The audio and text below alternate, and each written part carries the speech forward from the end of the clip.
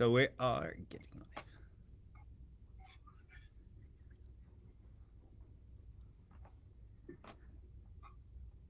Okay, so we are live now. We are on our Facebook Live. And okay, excellent. So, great. So, I'm gonna do the introduction. Thank you very much for coming to our Facebook live from CaminoWays. I'm Roland. I'm the founder of CaminoWays. I am accompanied with Juanma, travel expert for CaminoWays. Juanma has been with us for many years, and we are with our guest star, Johnnie Walker. Hello, Johnnie. Good afternoon from Santiago. Hi, Juanma, and hi, Roland. Hey, Johnnie. It's a pleasure being with you both. So Johnnie has done pretty much everything. You walk most of the caminos that you can imagine, you know, the French way, the Plata, the Norte. What other ways did you do, Johnnie? Oh, there's a question. I started off in the Via de la Plata, and I walked in 2007, and I walked the Camino Inglés, and then I walked the Camino Frances, and then I started looking at the list of caminos. And I just gradually decided that I was going to walk my way around them. I think the most epic Camino of all for me was the Camino Levante, which I walked, I think in 2008, 2009. 1,200 kilometers from Valencia, Toledo, Avila, all through Spain. Castilla-La Mancha, fantastic. Don Quixote country. I loved it. The point is, it was a very, very underdeveloped, not many pilgrims. And it felt as if, I think the Camino Frances would have felt 30 years ago. And in many ways, that's what I'm looking forward to this year. That experience of the Camino Frances with few pilgrims, the opportunity of talking to local people, and so forth. So many Caminos, and still a few still to walk, Roland. Absolutely. So, you're a real Camino veteran, you walked all those ways. You live in Santiago de Compostela for the past 10 years. You're involved in the community of pilgrim over there. Is it? What would you say about it? Yeah. Well, I never meant to live in Santiago. Juanma's a boy from Galicia, so he won't like this. For many years, I was going to Seville during the summer. I'm a church organist, as you know. I was playing the organ in a church in Seville every summer for about 7 years. I wanted to retire to Seville. I had an image of myself sipping chilled sherry under an orange tree. Anyway, discovered the Camino, walked the Via de la Plata. When I arrived in Santiago, my entire plans had changed. I fell in love with Santiago. I fell in love with the Camino, and I decided I would live here in Santiago and not in Seville in the south of Spain. And very quickly, I realized there were no services for English-speaking pilgrims. The masses in the cathedral were all in Spanish. The staff of the Pilgrims Office tried their best, but not many spoke English. And so, with the help of the English-speaking associations, I raised money. We launched the Amigos Welcome Service, the first volunteering program here in Santiago. It was so successful, 300 people volunteered. Over 3 years, we brought 300 volunteers here to Santiago to welcome the pilgrims. The cathedral loved the program, and they now fund that program permanently as a permanent service. And so I've been deeply involved in volunteering in the pilgrim community here in Santiago. I have to say, I've got more out of that than I've put into it. Lovely, and well, since you, if you don't mind us asking as well, of course you have done a lot more work than just the Pilgrims Office. You have extensively written about the Camino. So can you tell us a bit more about that as well? Juanma, it just happened. When I walked the Camino Inglés in 2008, I wrote to the Confraternity of St. James. I saw on their website Camino Inglés from Ferrol and from A Coruña, the both arms of the Camino Inglés. And they sent me some walking notes. In fact, I was walking and there were no yellow arrows or remnants of yellow arrows that had faded away. So I said to them, I said to them, or they said to me, could you write a guidebook? And that was the first guidebook that I wrote, and then came the second, and so forth. Then 15 books later, here we are. The majority of them have been guidebooks. I've written 3 what I call spiritual companions for pilgrims, more reflective books. Last one, It's About Time, is basically my story with Martin Sheen and Joyce Rupp and others contributing some of their personal experiences. I'm very interested in what's happened to me and what happens to lots of other pilgrims. The transformational nature of the Camino, the opportunity the Camino gives us to reflect deeply on our lives, of where we've been, certainly where we're going, and the changes we want to make. And that's been very much my life. So before all of this, the most I ever wrote was a financial report. Here we've got 12 guidebooks and 3 spiritual companions. There we are. So you went from shopping list to full author just through the Camino. That's exactly right. And these 3 spiritual companions, my publisher, the social enterprise, Redemptorist Publications, have been going for 60 years. So all of their profits go to charity.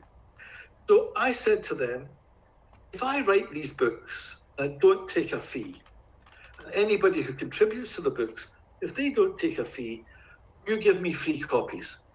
And with this latest book, It's About Time, they gave me 2,000 free copies, which I've given to the Pilgrim Associations. They've been selling them for funds. We've raised almost 30,000 euros, which is just fantastic. Wow. And so more books in the pipeline, but we'll see how we get on after the pandemic is dealt with. Can you tell us a little bit more about this charity? Charity, Roland. For the fundraising for the books.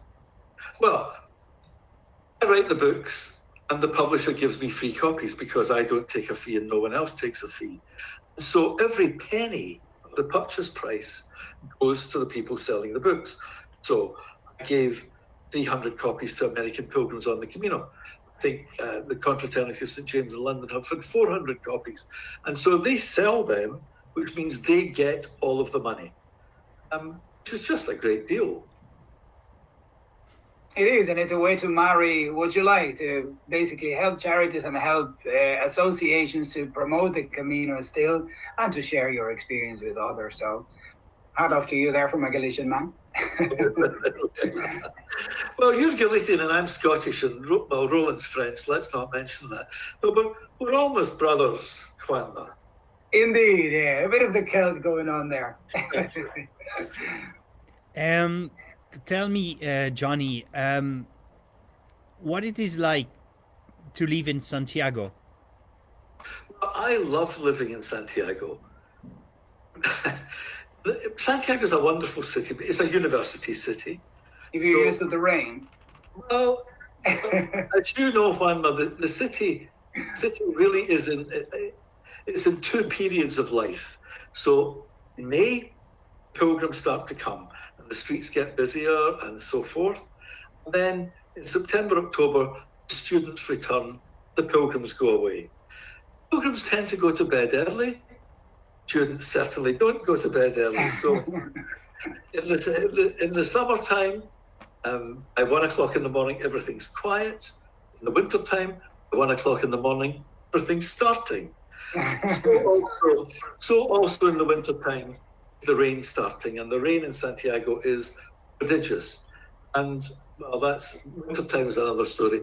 Got to tell you, I go down to Malaga, other places in the south of Spain, where I have discovered some wonderful walking routes. And for winter walking, it's very beautiful. Walking amongst the pueblos blancos, the little white painted villages sit on the hillsides.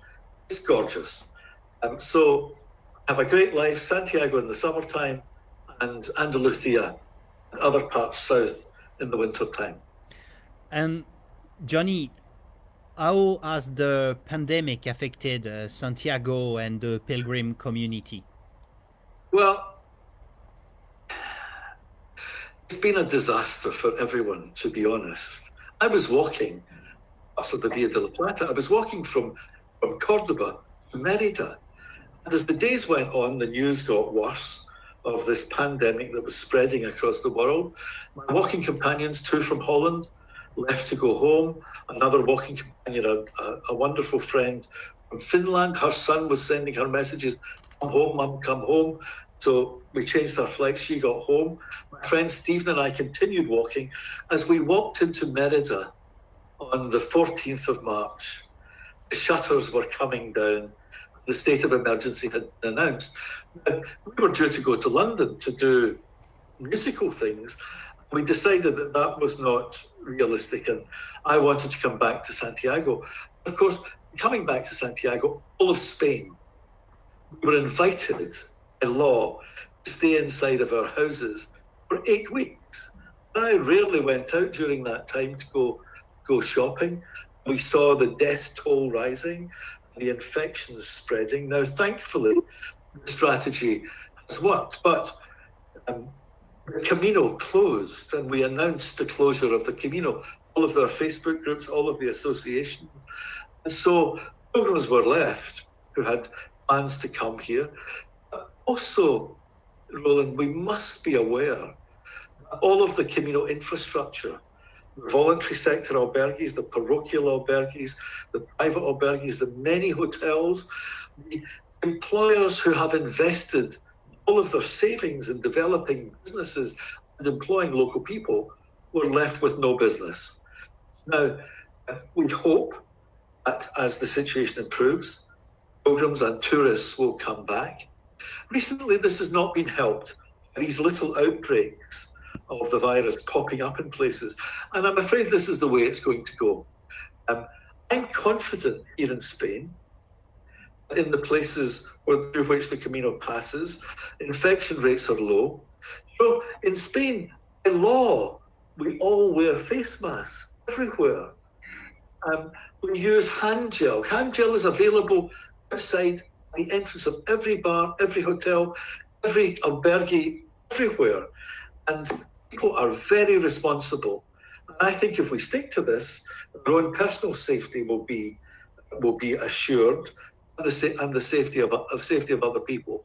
So, to cut a long story short, it's been devastating, and we've got to all work together, I believe, to recover from this. The economic effects on the country of Spain and on the Camino itself are very severe indeed. So we need to plan for the future. I think we should plan with confidence. Yes, I think so, Johnny. We need to plan with confidence.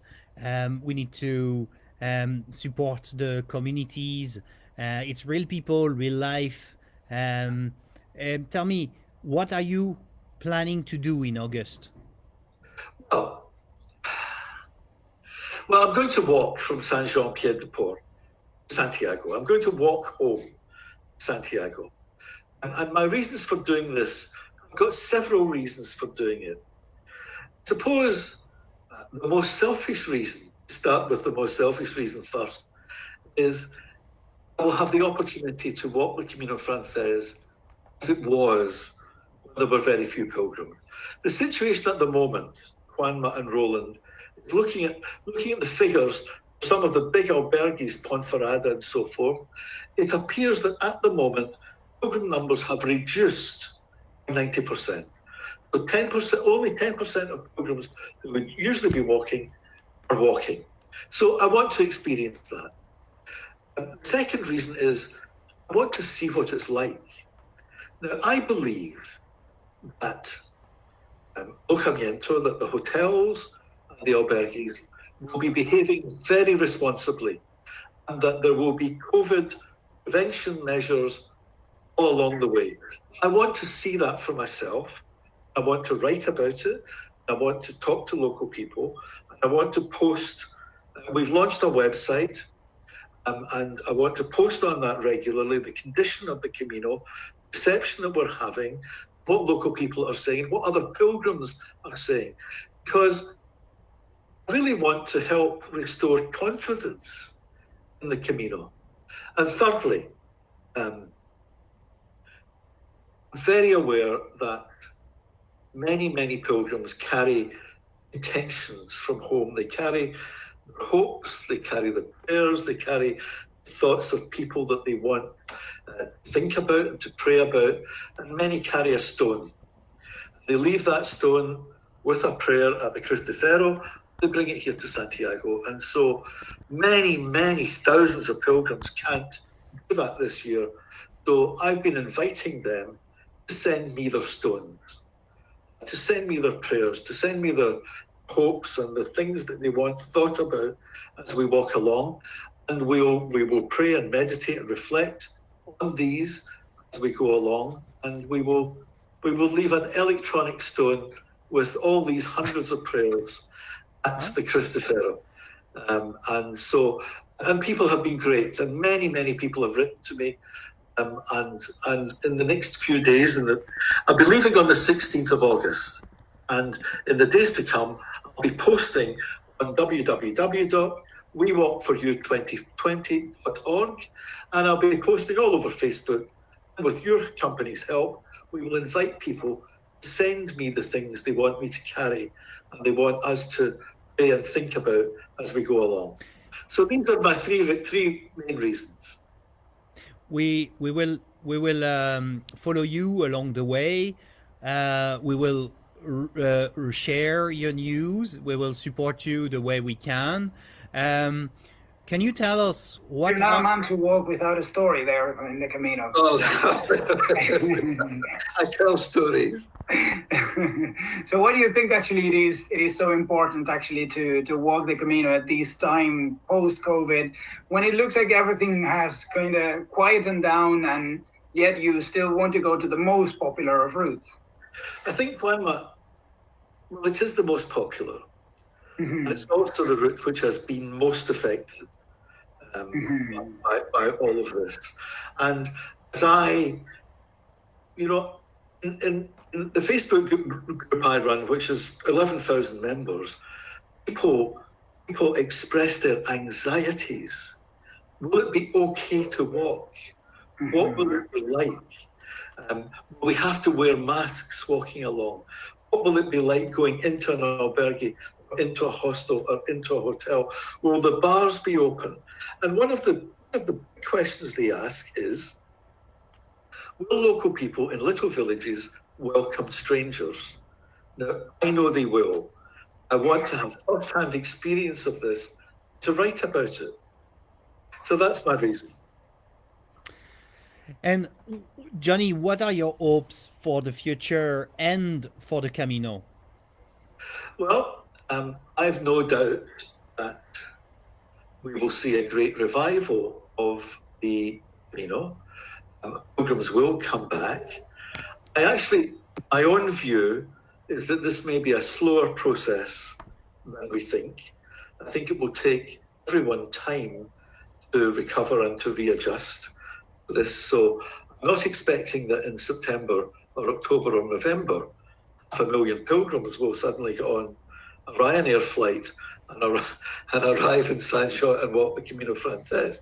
I think it will be poco a poco, and I'm hoping that next year we will see a substantial increase in numbers as pilgrims take confidence in both hands on their hiking boots and come and walk the Camino. I'm sure it will be okay. Good. I have a very important question. Do you think Irache will be open? Listen to me, Roland. I'm speaking to a Frenchman. Yes. Have you tasted the wine there? It's something that you only do one time. I've done it before. Okay, so you Fruit cannot. wine always tastes better than any other wine, though. Well, we shall see. I've never tested the wine in the famous. So for those that are listening to us there, there is a famous fountain of wine in on the.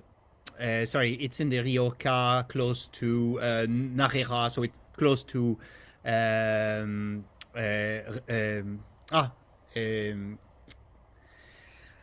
In the Rioja region. in the Rioja. Famous Sorry, for its wine, yeah. sorry, I have a block there. And The point is at the bodega, so at the vineyard, yeah, we have two taps on the wall. One has got cold water, and the other, for the morning only, has free wine, free red wine. oh. It's a wonderful thing, and it's a great novelty for the pilgrim. I have to say, I wouldn't put that wine on my French fries, but it's good. It's good to top up the cold water. Johnny, there is also people that are saying that the Parador in Santiago, if you arrive early enough in Santiago and you're a pilgrim, you can have free breakfast in the Parador. Have you ever had that? No, I come home and make my own breakfast, Roland. Yeah. As you know, the Parador used to be, in the Middle Ages, the original hospital for pilgrims. And they could stay there, if they weren't ill, could stay there for 3 days, board and lodging. So in modern times, the Parador used to provide 3 free meals a day for 10 pilgrims. And due to the economic state of everybody, they cut that back to providing lunch for 10 pilgrims.